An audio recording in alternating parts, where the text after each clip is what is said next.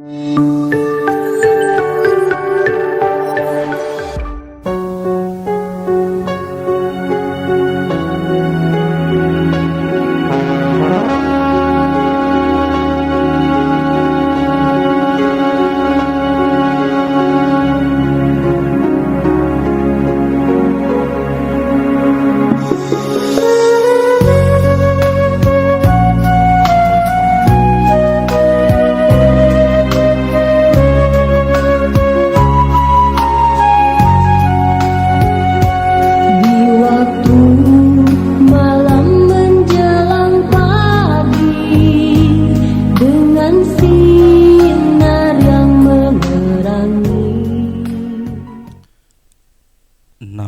tassa bhagavato arahato sama sambuddhassa. Namo tassa bhagavato arahato sama sambuddhassa. Namo tassa bhagavato arahato sama sambuddhassa. Sapi sata malada sampatito wikacantu. Bapak Ibu yang saya hormati, selamat malam, Sugiyoto, Namo Buddhaya.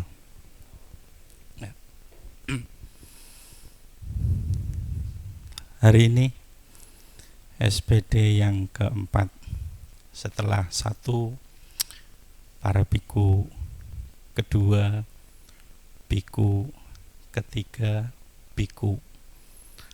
Malam hari ini bukan biku, sehingga tadi kalau saudari pemimpinan tidak memberi waktu kepada saya tidak akan ceramah, ya. Kalau para biku kan diminta untuk ceramah, Brahma Caloka itu permintaan untuk ceramah. Kalau saya kan enggak, pasti dikasihkan, ya.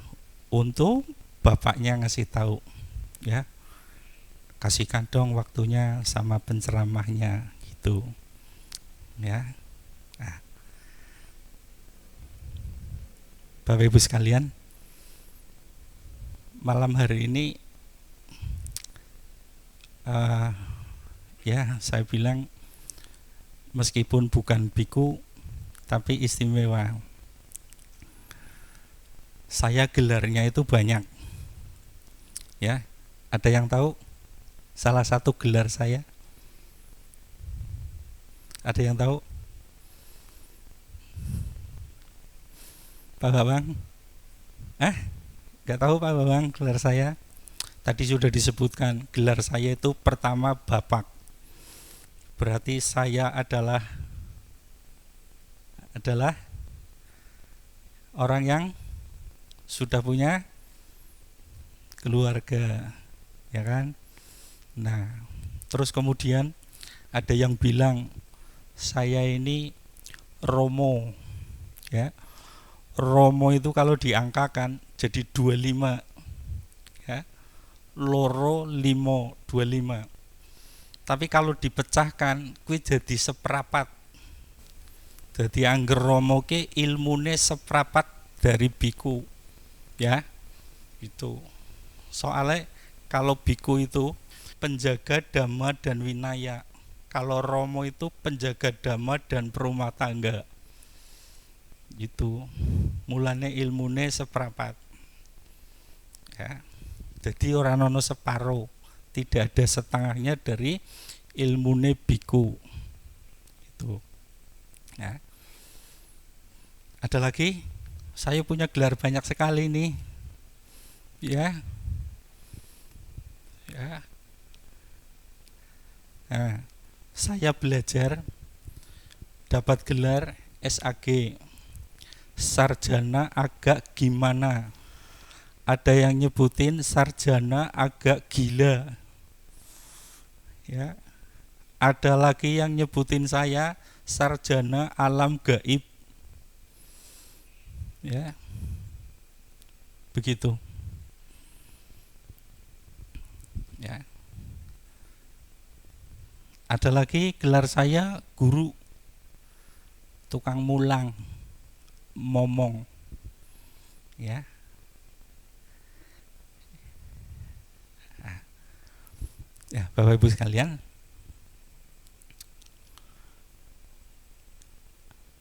berdasarkan pada gelar-gelar saya ya, salah satunya itu Romo, maka ya malam hari ini mohon dimaklumi apabila saya nanti sharing damanya ya itu mau ngepek ya, mencontek.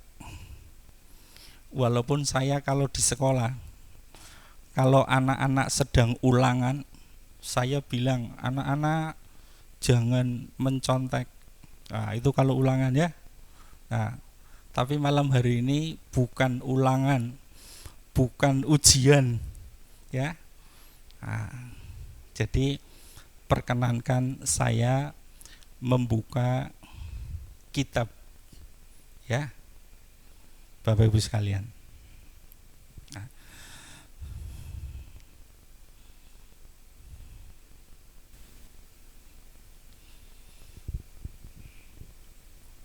kalau dulu kitabnya primbon ya, pakai kertas tebel. Kalau sekarang primbonnya begini. Nah, Bapak Ibu sekalian, malam hari ini sumber yang ingin saya sampaikan itu dari kitab Anguttara Nikaya ya. Dhamma untuk para perumah tangga. Nah, ini untuk suami istri ya. Tapi nanti saya akan lebih banyak ngomong untuk para ibu-ibu ya, untuk para ibu-ibu, jadi untuk para istri.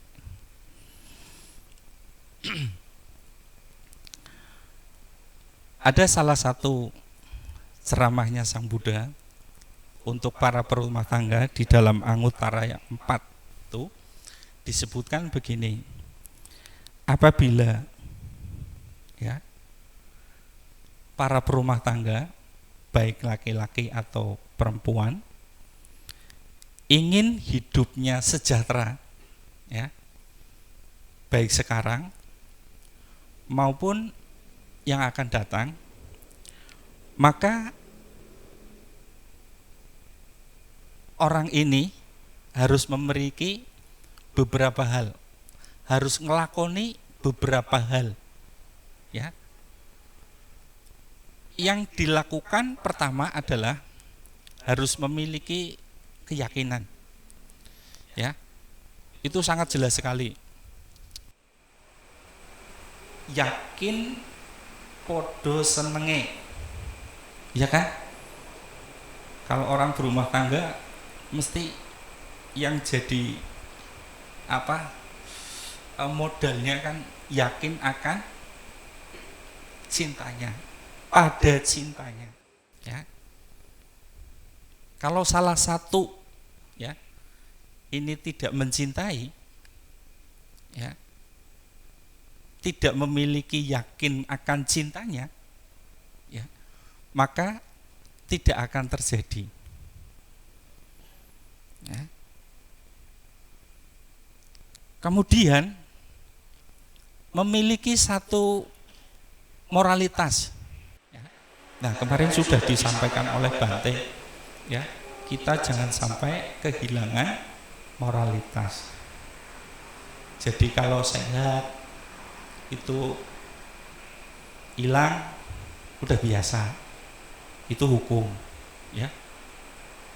Kalau harta hilang itu bisa saja, tidak apa-apa ya. Kalau keluarga hilang atau pergi ya itu hukum ya. Tapi kalau moralitas pergi, nah kita jadi orang jahat. Maka di sini minimal kita punya 5 hal yang harus dikembangkan, yaitu tidak melakukan pembunuhan, tidak melakukan pencurian, ya, tidak melakukan perbuatan asusila, tidak berkata yang tidak benar, terus tidak minum minuman yang memabukkan. Ya.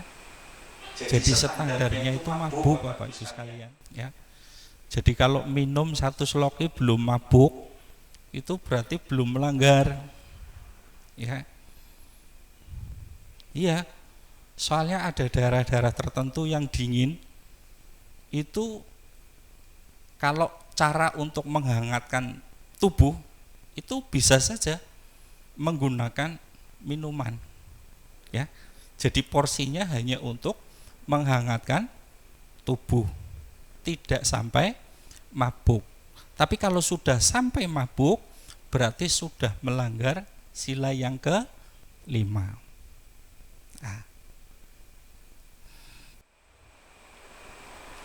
Nah ini, ya, moral yang harus dirawat. Kemudian supaya sejahtera, itu keduanya juga tidak boleh pelit, ya, pelit salah satu atau pelit kedua-duanya, ya, pelit suaminya atau pelit istrinya, atau suami dan istrinya itu pelit nemen, jodem.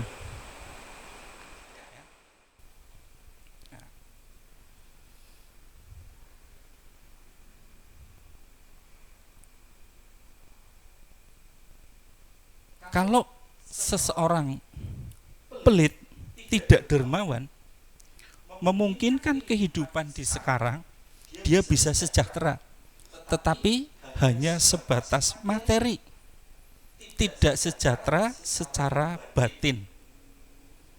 Nah, apa yang kita raih itu dalam bentuk sejahtera lahir dan batin, ya.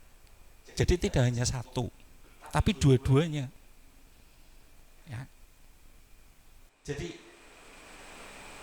orang yang pelit, orang yang kikir, tidak dermawan dalam kehidupan sekarang bisa sejahtera, tapi tidak mungkin akan sejahtera dalam kehidupan yang mendatang.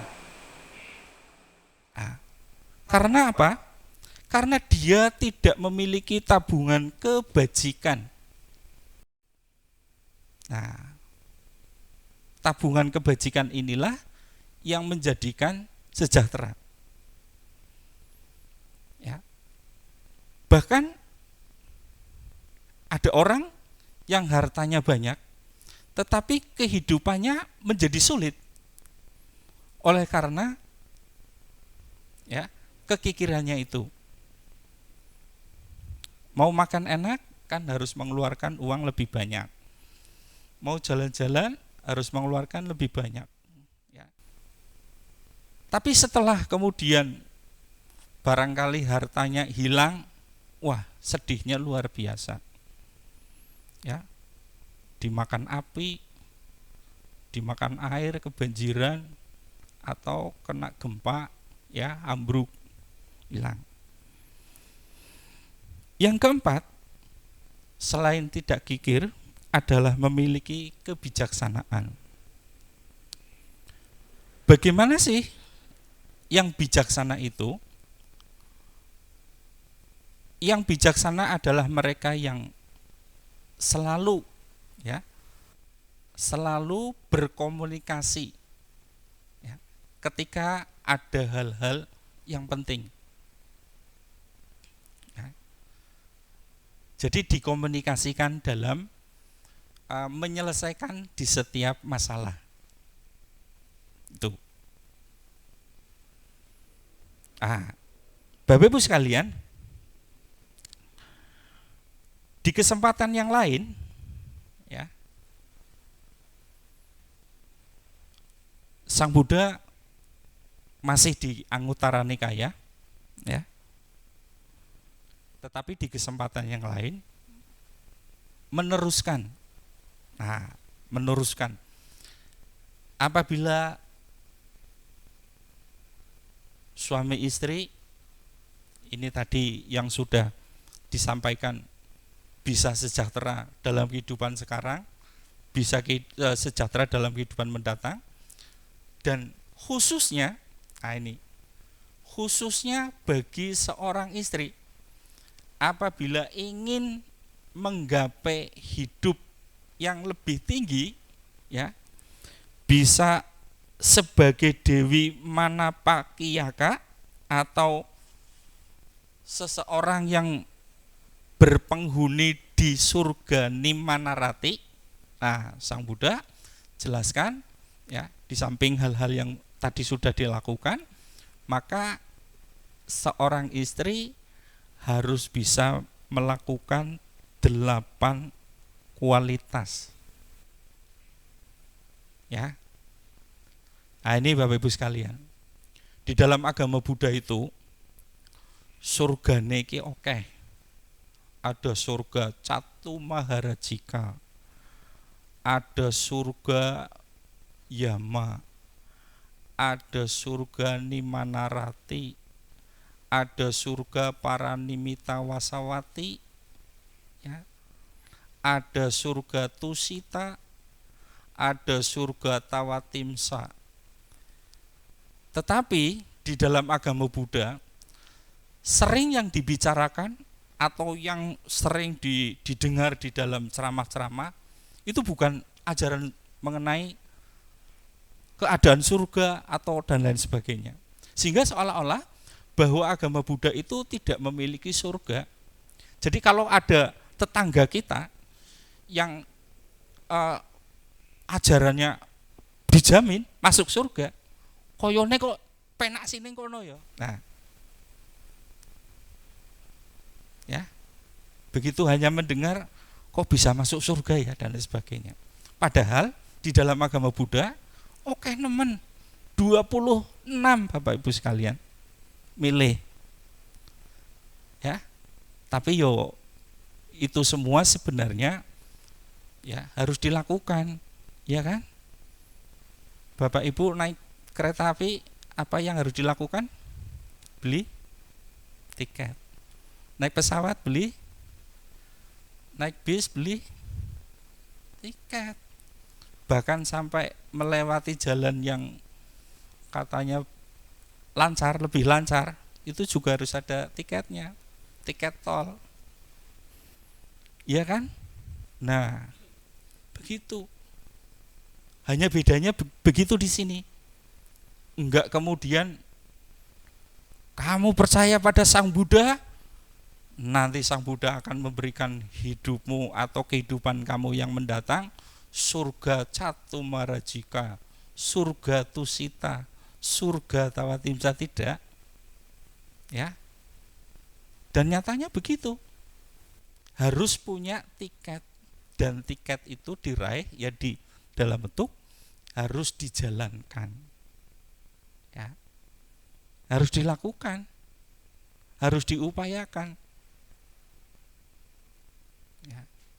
Enggak bisa tidak. Ya. Begitu Bapak Ibu sekalian. Nah, bagaimana seorang perempuan atau seorang ibu, ya, bisa terlahir di alam Nimanarati, ya, lebih tinggi dari alam surga Tusita dan Tawatimsa, ya.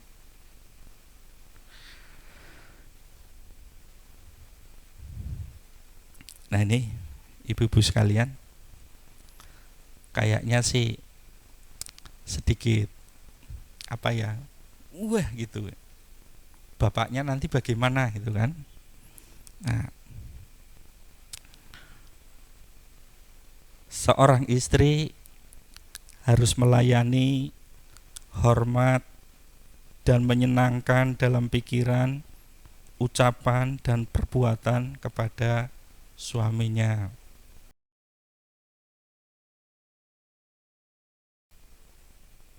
Jangan sering marah pada suaminya, ya. Ini ada cerita, ya.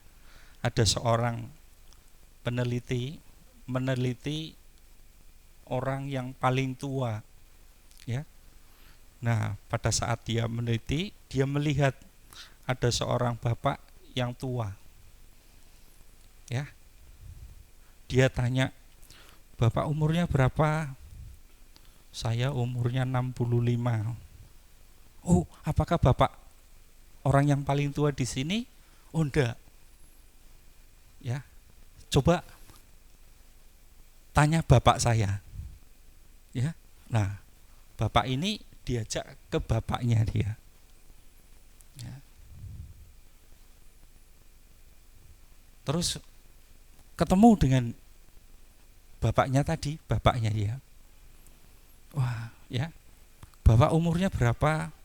"Sekarang saya umurnya 95." Ya. 95, ya. Tapi saya sakit-sakitan. Tuh ya. Nah, bapak tadi yang umurnya 65 juga sakit-sakitan, gak begitu sehat. Ya. Nah, ditanya lagi, "Apakah Bapak yang paling tua di sini?" "Oh, enggak." "Ya, coba tanya ke bapak saya lagi." Ya. Jadi ternyata masih punya bapak. Ya, akhirnya diajak untuk nemui bapaknya itu. Ketemu, ya. Setelah itu ditanya, "Oh, Bapak sekarang umurnya berapa?" "Saya sekarang umurnya 125 tahun." Ya. "Kok Bapak sekarang kayak sehat, seger gitu, ya, masih bisa jalan, ya. Apakah Bapak yang paling tua di sini?" "Ya, saya orang yang paling tua di kampung ini, di kota ini." Nah, bolehkah saya bertanya, kenapa anak dan cucu Bapak ini kok kayaknya meskipun usianya jauh lebih muda, tapi pada tidak sesehat sampean? Nah, apa rahasianya? Ya. "Oh, dia tidak sehat karena sering dimarahi istrinya." Jawab dari sang kakek begitu. Ya, jadi keduanya itu ternyata, ya, tidak sehatnya itu karena sering dimarahi istrinya. Ya. Istrinya sering mengeluh, sering memarahi suaminya. Akhirnya suaminya lebih tua. Ya.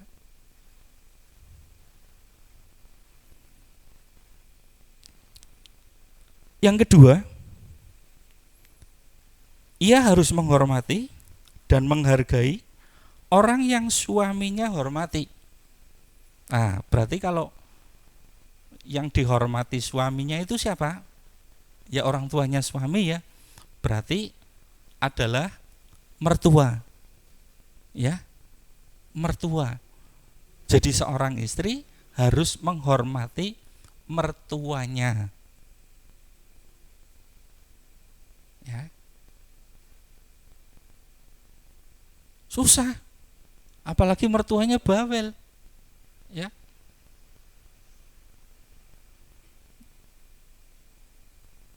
Tapi dengan hormat, ya.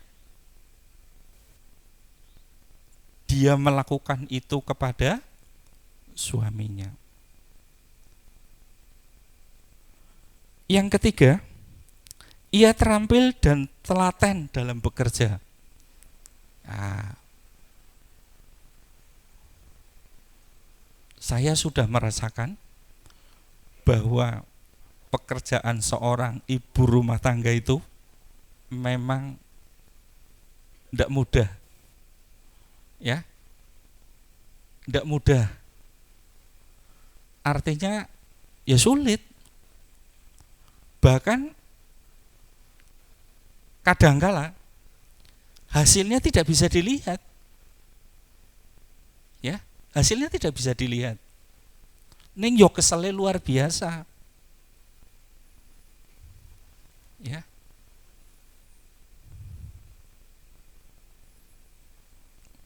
Kalau dulu anaknya masih kecil, nangis, menenangkan anaknya, kemudian dia sudah tenang, itu kan nampak hasilnya. Tapi kemudian ketika suaminya pulang, si anak ini nangis lagi, tidak tampak kan? Itu. Jadi hasilnya tidak tampak.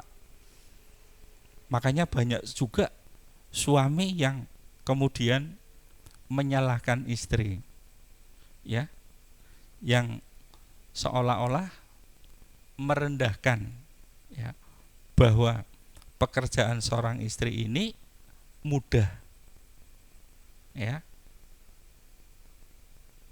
mudah, kemudian kecil-kecil, ya, adalah pekerjaan yang sepele. Nah itu Bapak Ibu sekalian.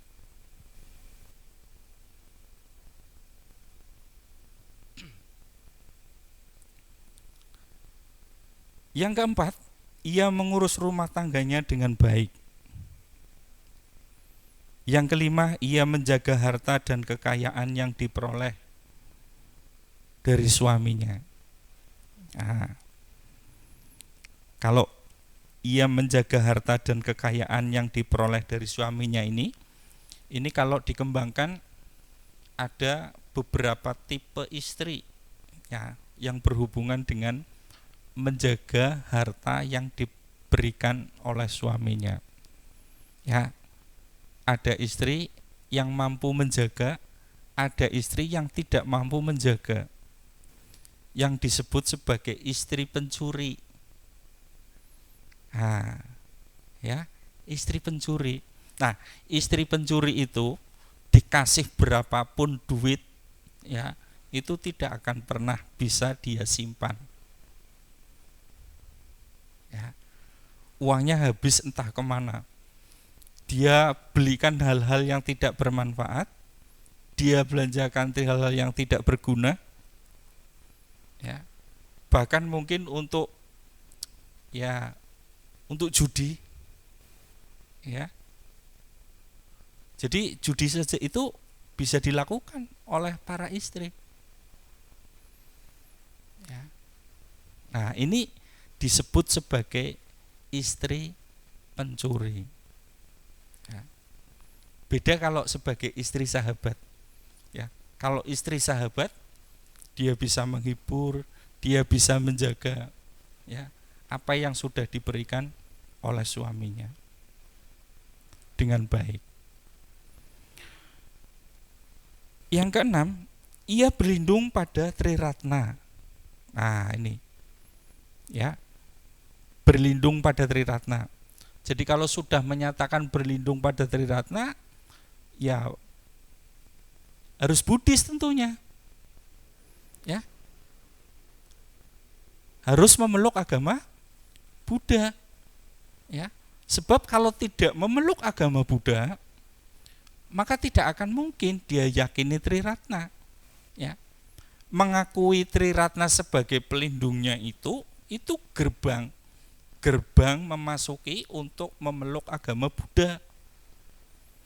Maka ketika orang akan menjadi Buddhis, ditabis menjadi atau diwisudi jadi seorang Buddhis, apa yang diucapin adalah Budang Saranang Gacami, Damang Saranang Gacami, Sanghang Saranang Gacami. Itu, ya. Tisarana ini sebagai gerbang. Jadi mungkin kalau di dalam ajaran sebelah kayak sahadatnya Buddhis, ya, sahadatnya Buddhis itu Tisarana, mengakui Triratna sebagai pelindungnya, ya. Yang ketujuh, ia menjaga 5 sila dengan baik. Dan yang kedelapan, ia suka berdana, ya. Nah, suka berdana ini ya tentunya apabila ingin berdana kepada anggota keluarganya, ingin berdana kepada siapapun, nah, supaya tidak dicap sebagai seorang istri pencuri, maka ia harus memberitahukan kepada suaminya. Nah, suaminya sudah setara, pasti akan mengizinkannya. Ya. Karena suaminya juga berkeinginan atau mempunyai tujuan supaya hidup sejahtera. Ya.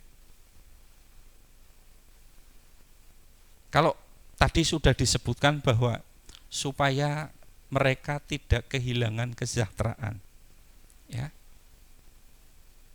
Apa yang sudah diraih yang membuat dia sejahtera itu dapat terjaga,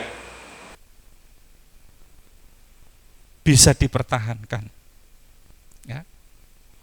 Betapa susahnya ya kalau seseorang kehilangan pekerjaan, ya. Karena pekerjaan ini salah satu penopang kesejahteraan. Ya. Bagaimana sedihnya kalau seseorang kehilangan pasangannya. Karena pasangannya ini juga merupakan penopang dari kesejahteraan keluarga. Ya.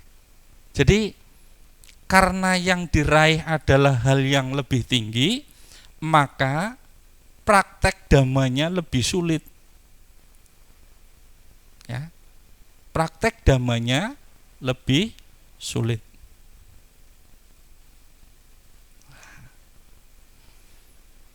Ia senang berdana.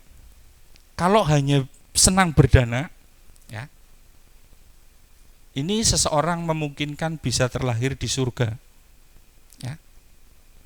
Tetapi surga yang lebih tinggi, para nimita wasawati atau sudasa atau sudasi atau alam Brahma, ya, ini tentunya bentuk dananya jauh lebih tinggi. Ya, kalau tidak ditopang dengan perbuatan-perbuatan seperti menjaga sila, melakukan meditasi. Ya. Meskipun di dalam Nidikanda Sutta disebutkan bahwa dengan berdana orang bisa mencapai ya alam-alam surga, dengan berdana orang bisa meraih kesucian, ya, menjadi seorang sotapana, menjadi seorang sakadagami, anagami, arhat. Ya. Tapi tentunya kualitas dana yang dia berikan meningkat. Ya. Baik dari sisi materinya maupun dari kualitas batinnya. Ya.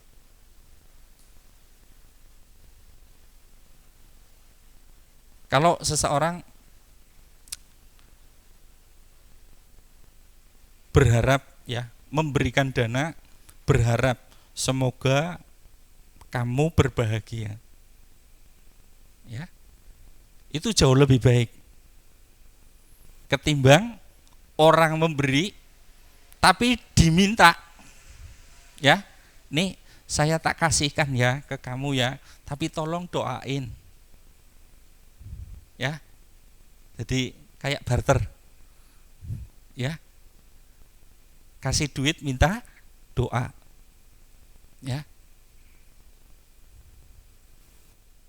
Di daerah mana itu, ya, Purbalingga, ya, ada seseorang yang kalau diberi sesuatu dongone akeh banget, Bu, ya, bener, dari A sampai Z dongane, Ya. Saya pernah pertama kali memberi kepada dia, saya didoain banyak sekali. Orang rambung-rambung ngenteni dongan iki, Bapak. Ya. Padahal ngasihnya cuma 2.000. Nah, begitu ketemu yang ketiga kali, saya mengatakan, Pak, ora usah ndonga karo aku, Pak. Ya. Lho piye, Pak? Wis ora usah ndonga. Ya. Silakan jalan ke yang lain. Ya. Nah.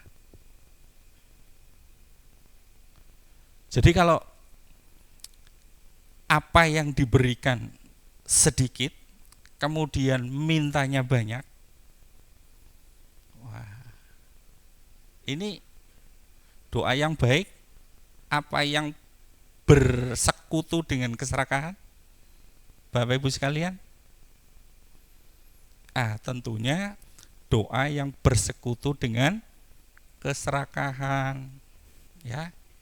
Nah, jadi dari poin yang ke-8, meskipun seseorang senang berdana, maka dana yang dia berikan tentunya harus diimbangi dengan kebijaksanaan, dengan menjaga silanya itu. Ya. Artinya, apabila orang yang diberi dana itu tidak mengatakan apapun kepada dia, ya, ia tidak akan kecewa, dia tidak akan menderita, bahkan dia tidak akan mengatakan hal-hal yang jelek kepadanya. Apabila orang yang diberi dana itu diam, ya, diam, tidak mau mengucapkan terima kasih, ya, pokoknya diam aja, ya. Nah, itu kualitas-kualitas pemberian dana yang semakin tinggi.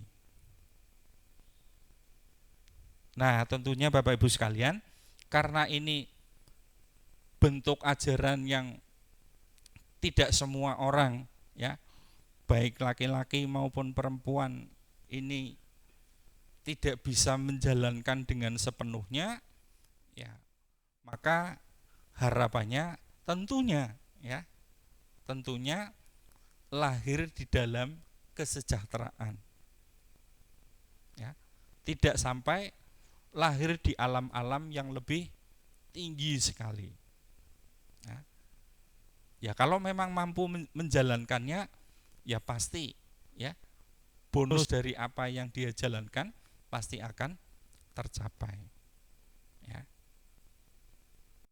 Demikian Bapak Ibu sekalian, ya, sharing dhamma yang saya sampaikan pada kesempatan malam hari ini, ya, sebagai pengisi kegiatan SPD, ya. Sebenarnya antara kebaktian biasa sama kebaktian SPD, ya, tentunya ada sedikit berbeda, ya. Itu sih kalau menurut pemahaman saya, karena pengertian saya itu pendalaman, ya. Jadi kalau pendalaman itu tentunya ya jalani meditasi yang waktunya sedikit ditambahi, ya. Kemudian kalau baca parita ya sedikit ditambahi. Di depan itu sudah diletakkan air, ya, sebagai satu sarana. Maka dari kemarin-kemarin, supaya saya sebenarnya ingin usul, tapi nanti saja di Senin yang depan tetap bacakan Bojjhanga Parita, ya, karena fungsi peletakan air di depan itu kan biar air ini tersugesti dengan bacaan-bacaan dari Parita yang bisa tentunya, ya, yang bisa membuat orang menjadi rasanya lebih sehat, ya, dari sugesti air itu, sehingga dibacakan Parita, ya. Bahkan ya, tentunya sesuai kesepakatan sih. Kadang dibacakan parita Angulimala Parita, ya, barangkali airnya ini dibutuhkan kepada mereka yang masih hamil tua.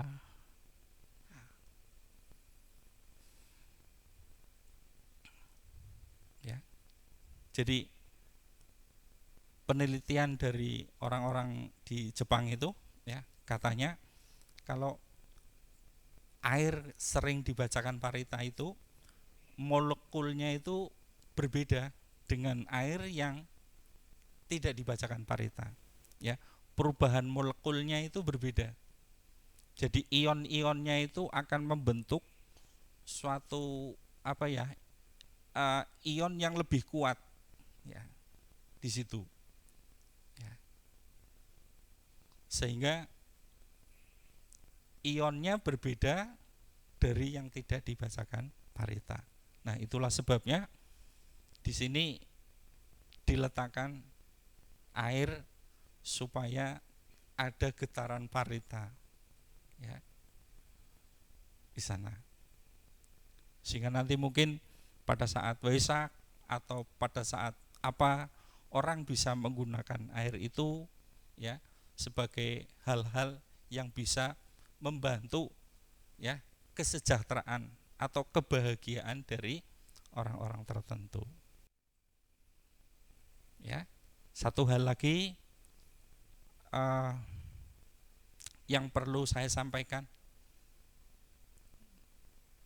apabila yang ceramah itu biku, kemudian di akhir acara, ya, kita semua mau memberikan penghormatan kepada biku, maka ucapannya, ya, itu pimpinan puja baktinya cukup dengan mengatakan okasa. Nah, nanti yang kita semua yang mengikuti dengan wandami bante, ya.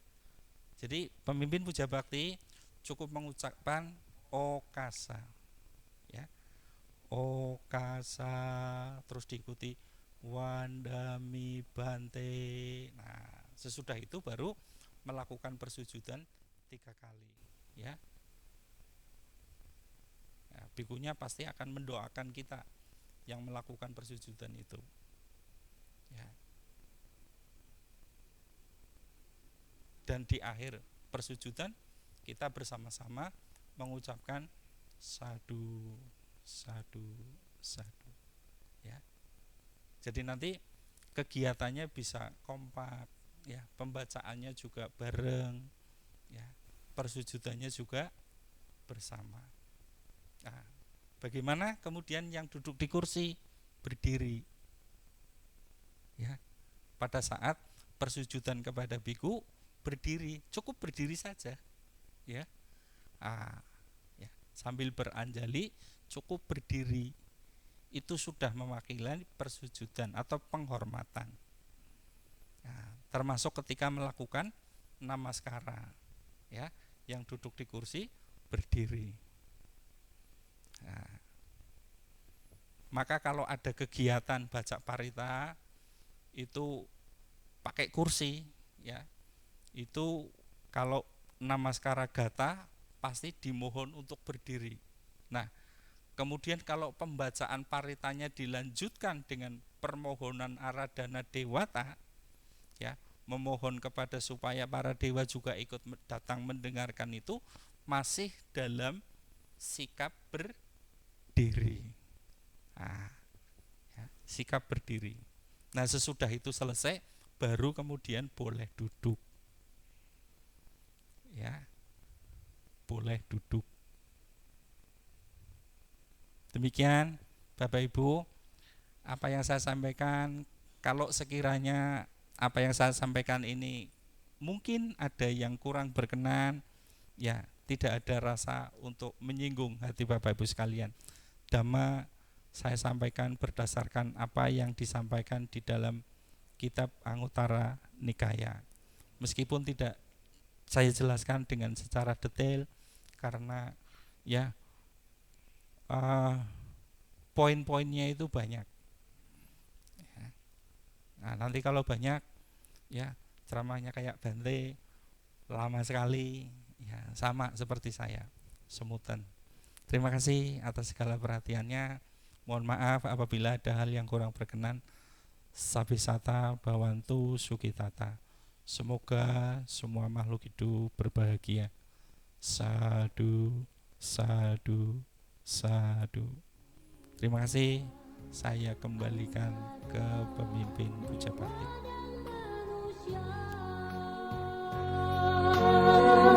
Tak bergaul dengan orang yang tak bijaksana, bergaul dengan mereka yang bijaksana, menghormat mereka yang patut dihormat. Itulah berkah utama. Hidup di tempat yang sesuai, berkat jasa-jasa dalam hidup yang lampau.